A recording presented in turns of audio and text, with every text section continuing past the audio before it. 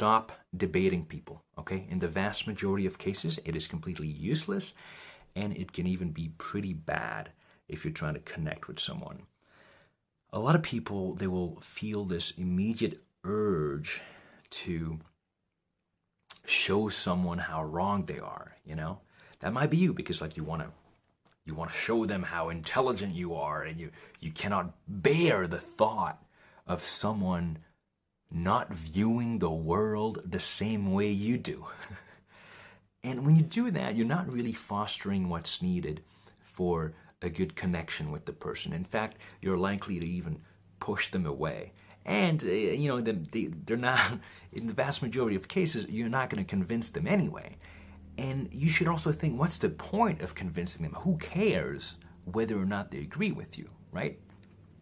So I want to suggest an alternative to this, which is to approach it with curiosity, okay? Because when you try to convince someone they're wrong, you're really trying to teach them something and also come across as this smart, knowledgeable person. It's an ego thing, right?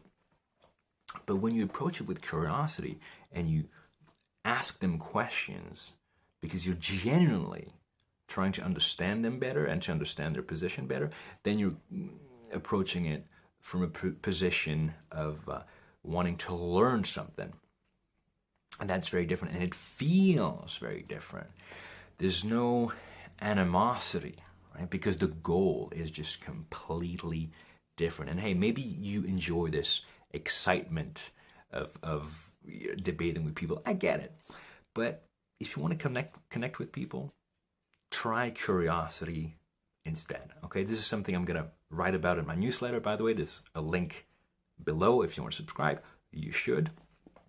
Because this is a very important topic, because I don't want to say that it's life-changing, but it did really change the way I have conversations, really. And it makes everything so much better.